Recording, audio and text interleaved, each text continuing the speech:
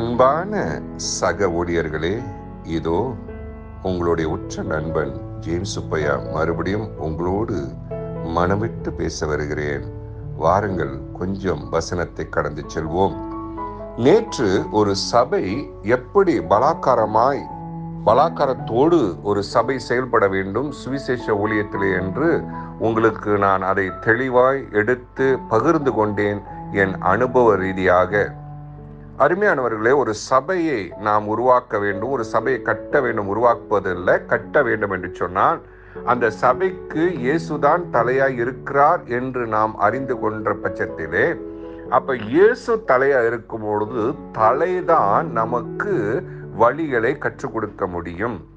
அப்ப அந்த சபை ஒரு பலாக்காரத்தோடு செயல்பட வேண்டும் என்றால் தேவன் தான் சேனையின் தலைவர், முன்னோக்கி செல்லுகிறார், சபையை வழி நடத்துகிறார் என்று நாம் அறிந்து செயல்படுகிற வேளையிலே, நாம் ஏற்கனவே பார்த்தது போல ஆபிரகாமும் அவனுடைய சேனையும் அவருடைய போர் வீரர்களும் எப்படி லோத்தை காப்பாற்றி அந்த சிறை பிடிப்பிலிருந்து கொண்டு வந்தார்கள் என்று சொல்வது போல, நாமும் ஆத்தும ஆதாயம் பண்ணுகிறதுக்கு எவ்வளவு உத்திகளை கையாள வேண்டும் என்று நாம் அறிந்திருக்கின்றோம். அப்படி இருக்க அதே நாம் புதிய ஏற்பாட்டிலே பார்த்தோம் என்று சொன்னால், தேவனுடைய ராஜ்யம் செயல்படுகிற காரியங்கள் சபைக்கு தெக்க தெளிவாய் தெரிப்படுத்தினால் ஒழிய, ஒரு வெளிப்பாடு வந்தால் ஒழிய நாம் சபையை கட்ட முடியாது. ஆத்தும ஆதாயத்தை தெளிவாய் ஒரு புரிந்துணர்வோடு செயல்படுவது கடினமாய் இருக்கும் என்று என் அனுபவ ரீதியிலும் வசனத்தின் அடிப்படையிலும் மனவிட்டு பேசுகிறேன். இப்போது நாம் பார்த்தோம் என்று சொன்னால், புதிய ஏற்பாட்டிலே நாம் பார்க்கிறோம் எப்படியாய் தேவனுடைய ராஜ்யம் சமீபமானது.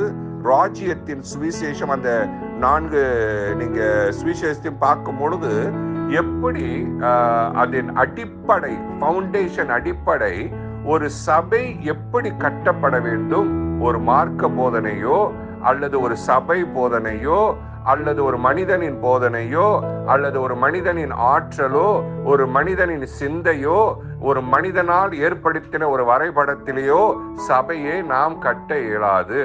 அந்த சபை கட்டப்பட வேண்டும் என்றால் அதோட அஸ்திவாரம், பவுலடியான் சொன்னது போல, கிறிஸ்துவே அஸ்திவாரமாய் இருக்க வேண்டும் என்று சொன்னார். கிறிஸ்து யார் என்கிற அறிவு நமக்கு தெளிவாய் வர வேண்டும். அது மட்டுமில்லாமல் கிறிஸ்து யார் என்று அறிய வேண்டும் என்றால் அவர் பரலோகத்தின் ராஜன், பூமியின் அதிபதி. பரலோகத்தின் ராஜன், பூமியின் அதிபதி. பூமிக்கு சொந்தக்காரர், பூமியும் அது நிறைவும் பூமியும் அது குடிகளுக்கும் சொந்தக்காரராகிய நம்முடைய ஆண்டவராகிய இயேசு கிறிஸ்து. அது நான் ஆதியாகமம் 14ஆம் அதிகாரத்திலே மறுபடியும் உங்களுக்கு நான் கொண்டு வருவேன். அதற்கு முன்பதாக இதை எஸ்டாப்ளிஷ் பண்ணுகிறேன். அப்ப யோவான் ஸ்நானகன் ஒரு தீர்க்கதரிசி, ஒரு தூதுவன். தீர்க்கதரிசினா ஒரு தூதுவன், இஸ் a messenger. அப்ப எலியாவின் அபிஷேகம் அவர் மேல் இருக்கிறது என்று பழைய ஏற்பாட்டிலே தீர்க்கதரிசனங்களே சொல்லப்பட்ட பிரகாரம் அது நிறைவேறத்தக்கதாய் எலியா தீர்க்கதரிசியின் அந்த அபிஷேகம் யோவான் ஸ்நானகன் மேலே இருப்பதனாலே அவன் தீர்க்கமாய் சொல்லுகிறான், வரப்போகிற மேசியா, வரப்போகிற கர்த்தர், வரப்போகிற மீட்பர், வரப்போகின்ற இரட்சகரை குறித்து அவன் பாதையை ஆயத்தப்படுத்த வருகிறான். ஏன் பாதை ஆயத்தப்படுத்த வருகிறான் என்று சொல்லும் பொழுது, ஒரு ராசா, ஒரு ராஜகுமாரன், சகலத்துக்கும் அதிபதியானவர் இந்த பூமியிலே பவனி வரப்போகிறார். இழந்து போனதை மீட்டு கொள்ள வரப்போகிறார். இழந்து போனதை ரட்சிக்க வரப்போகிறார். அவர் கையிலேந்து எதை தொலைத்தாரோ அதை மறுபடியும் ஒரு போரோடு, ஒரு போர் ஜெயம் கொள்ள அவர் அதிபதியே இந்த பூமிக்கு வந்து தன்னுடைய மனுமக்களை மீட்கிற பொருளாய் வருகிறார். அந்த தெளிவுக்குள் நாம் வந்தால் ஒழிய சபை என்பதை நாம் அறியாமல் வேறு ஒரு திசையிலே ஓடிக்கொண்டிருப்போம். ஏனென்றால் அந்த தெளிவு நம்முடைய ஆவியிலே விளங்க பண்ண வேண்டும், விளக்கமாய் தெரிய வேண்டும். அதனாலே தான் ஏற்கனவே நான் சொன்னது பிரகாரம் இயேசுவின் வெளிப்பாடு, இயேசு யார் என்று கேட்கும் போது அப்போது பேதுரு அதுக்கு மது உத்தரவாய் அவன் ஒரு வெளிப்பாட்டை கொடுக்கின்றான். நீரே தேவகுமாரன், நீரே கிறிஸ்து, நீரே இரட்சகர், நீரே நித்திய தேவன், நீரே தேவன் என்று சொல்லுகிறதெல்லாம் நாம் பார்த்திருக்கிறோம். ஏற்கனவே விளக்கமாய் சொல்லி இருக்கின்றேன். அந்த கிறிஸ்து யார் என்று அறிகிற அறிவுதான் சபைக்குள் வந்தால்தான் மக்கள் மேன்மையடைவார்கள், தெளிவடைவார்கள், ரட்சிக்கப்படுவார்கள், கிறிஸ்துவை இறுக பற்றி கொள்வார்கள், கிறிஸ்து உடையவர்களாய் கிறிஸ்தவர்களாய் மாறுவார்கள். கிறிஸ்து உடையவர்களாய், கிறிஸ்தவர்களாய் அல்ல, கிறிஸ்து உடையவர்களாய். கிறிஸ்தவர்களுக்கும் கிறிஸ்து உடையவர்களுக்கும் வித்தியாசம் ரொம்ப உண்டு. நாம் தொடர்ந்து போகின்ற வேளையிலே அதை உங்களுக்கு நான் விளக்கி பகிர்ந்து கொள்கிறேன். அப்படி இருக்க யோவான் ஸ்நானகன் இந்த பூமிக்கு வந்து அவர் பேசுகிற அந்த வார்த்தையிலே அவர் இப்படியாய் சொல்லுகிறார், ஒரு மகாராஜா வரப்போகிறார், தேவகுமாரன் வரப்போகிறார், நான் வழியை ஆயத்தப்படுத்துகிறேன். இன்னைக்கு உதாரணத்துக்கு நீங்க பாருங்க, நம்முடைய அகோங் அல்லது வச்சுக்கோமே நம்மளுடைய ட்ரம்ப், பிரசிடென்ட் ட்ரம்ப் மலேசியாவுக்கு வராருன்னா, அப்ப இந்தியாவுக்கு வந்துட்டு போனாரு, எவ்வளவு செக்யூரிட்டி, எவ்வளவு ஆர்மி, எவ்வளவு ப்ரிப்பரேஷன், எவ்வளவு ரோட் பிளாக், அந்த ரோடே அழகுபடுத்தி, சாலையை அழகுபடுத்தி, அந்த செவர்களெல்லாம் பெயிண்டிங் அடிச்சு வரைஞ்சி அழகுபடுத்தி எல்லாம் செய்து அழகுபடுத்தின அந்த நேரத்திலே ஒரு ஒரு ஒரு ஒரு பிரசிடென்ட், சாதாரண மனிதன், ஒரு பிரசிடென்ட், ஒரு நாட்டுக்கு அதிபதி வருகிறார் என்று சொல்லும் பொழுது, அதிகாரி வரார் என்று சொல்லும் பொழுது எவ்வளவு ஆயத்தங்கள், எவ்வளவு செக்யூரிட்டி. அதே போலதான் தேவனுடைய ராஜ்யம் இந்த பூமிக்கு வந்து செயல்பட போகிறது. ராஜ்யத்தின் சொந்தக்காரர் வரப்போகிறார் என்று அறிவித்தவுடனே எல்லாத்தையும் சரிபடுத்த வேண்டும். பூமியிலே அவர் வந்து ஆட்சி செய்ய போகிறார், சரிபடுத்த வேண்டும், நம்மளை சந்திக்க வருகிறார். ஆயத்தங்கள் நடக்கிறது. அந்த ஆயத்தங்களை பார்ப்போம். நீங்க ரொம்ப கவனமா இதை கேட்டுக்கொண்டு வரணும். நான் கொஞ்சம் வேகமா போறேன், நீங்க 2-3 வாட்டி கேட்கணும், அப்பதான் அது உங்களுக்கு எஸ்டாப்ளிஷ் ஆகும். நம்ம சேர்ந்து வாசிப்போம். மத்தேயு லூக்கா 3ஆம் அதிகாரம் 2ஆம் வசனத்திலே நம்ம பார்ப்போம். கொஞ்சம் தியானிப்போம், அந்த வசனத்தை வாசிப்போம், அப்புறம் அதை நான் எஸ்டாப்ளிஷ் பண்றேன் உங்களுக்கு. வாசி தேவா. அன்னாவும் காய்பாவும் பிரதான ஆசாரியராயும் இருந்த காலத்தில் வனாந்தரத்திலே சகாரியாவின் குமாரனாகிய யோவானுக்கு தேவனுடைய வார்த்தை உண்டாயிற்று. அப்பொழுது கர்த்தருக்கு வழியை ஆயத்தப்படுத்த. யாருக்கு ஆயத்தப்படுத்த வேண்டுமாம்? கர்த்தருக்கு ஒரு வழி. அப்பனா கர்த்தர்த்துவம்.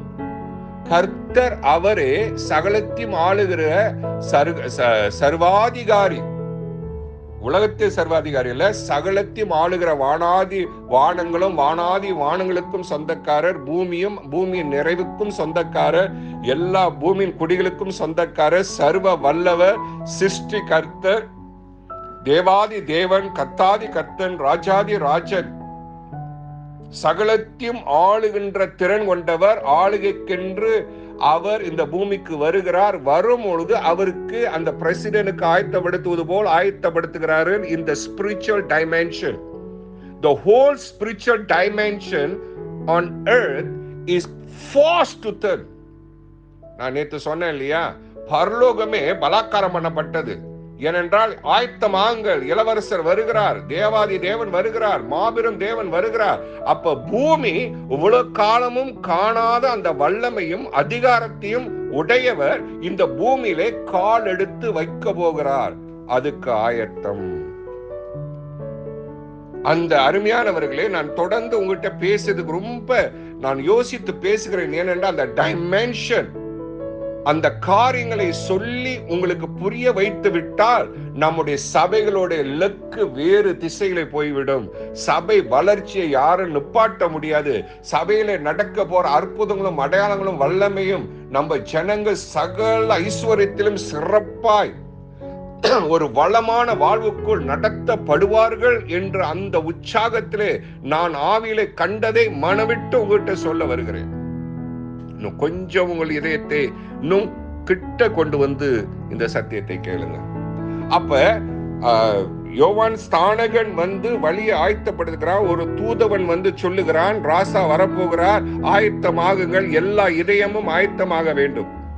தேவனுடைய ராஜ்யம் அற்புத அடையாளத்தினாலும் தீர்க்க தரிசனத்தினாலும் ஏதோ ஒரு பேச்சினாலும் சபை வளருவதல்ல.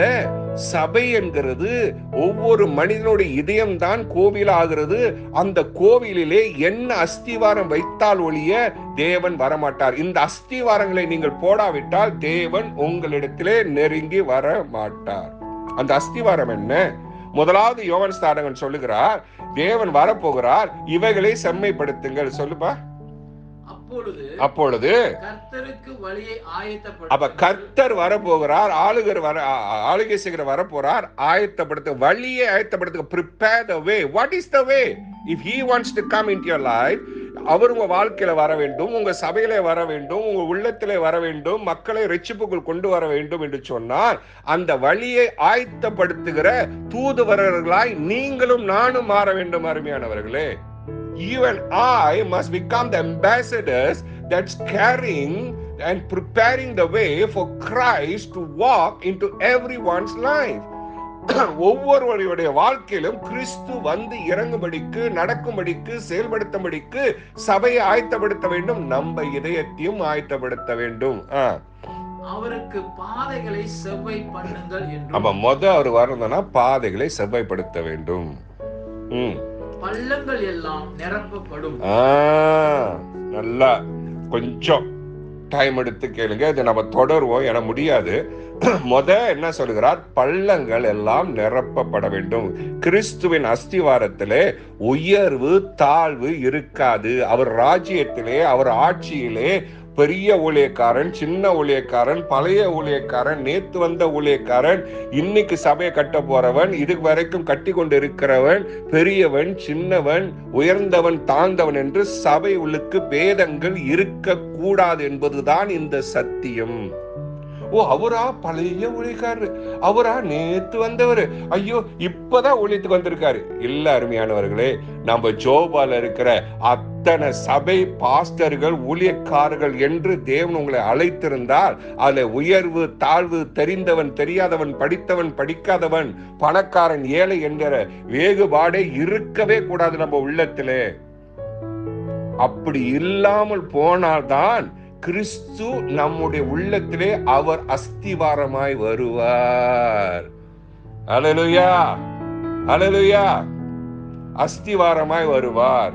அதை நாம் தெளிவாய் புரிந்து கொள்ள வேண்டும். அப்பென்றால் முதலாவது, அவன் படிச்சவன், அவன் படிக்காதவன், அவன் முட்டாளு, அவன் ஒரு பாவியாண்டு வந்தவன், அவன் இது பண்ணிட்டு வந்தவன், அவன் பேக்ரவுண்ட் எனக்கு தெரியும், இவன் பேக்ரவுண்ட், இந்த வார்த்தைகளுக்கு தேவனுடைய ராஜ்யத்துல இடம் இருக்காது. ஊழியக்காரர்களுடைய உள்ளத்துல இடம் இருக்காது. அந்த பேச்சுக்கும் இடம் இருக்காது. அருமையானவர்களே, ஒவ்வொருவரையும் மதிக்கவும் கனப்படுத்தவும். நேத்து ஒருவன் வந்து ஊழியத்தை ஆரம்பித்தாலும் அவனை கனப்படுத்த வேண்டும். அவன் என்னை போல் 40 வருஷம் ஊழியம் செய்தாலும் கனப்படுத்த வேண்டும்.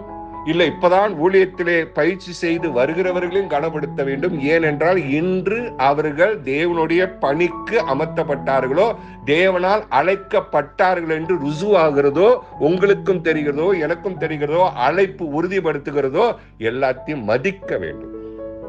யாரையும் தேவனோட ராஜ்யத்துல ஒதுக்க கூடாது. அதுதான் வார்த்தை. பள்ளங்கள் எல்லாம் மேடாக வேண்டும். உயர்வு தாழ்வு இல்லை, பள்ளங்கள் நிரப்பப்பட வேண்டும். எப்படி பள்ளங்கள் நிரப்பப்பட வேண்டும்? மலைகளை சரிக்க வேண்டும், மலைகளை வெட்ட வேண்டும், குன்றுகள் எல்லாம் வலிச்சு கொண்டு வந்து பள்ளத்தை நிரப்ப வேண்டும். தேவனுடைய ராஜ்யம், அந்த ராஜாவுடைய ஆட்சியிலே உயர்வு தாழ்விலே இருக்கிறவன் இல்லாதவனுக்கும், வளர்ந்தவன் வளராதவனுக்கும், சிறந்தவன் சிறப்பு இல்லாதவனுக்கும் சமத்துவத்தை கொண்டு வந்து அந்த அஸ்திவாரம் நமக்கு தெளிவாய் வந்தால் ஒழிய சபை கட்ட முடியாது. அருமையானவர்களே, அது ஃபர்ஸ்ட் பாயிண்ட். நம்ம நோட் பண்ணிக்கோ, நீங்களும் நோட் பண்ணிங்க, நானும் நோட் பண்ணிக்கிறேன். இந்த அஸ்திவாரத்திலே சபையை கட்டுவோம், தொடருவோம். இன்னும் அதிகமா இருக்கிறது வசனத்திலே. காது உள்ளவன் கேட்க கடவன்.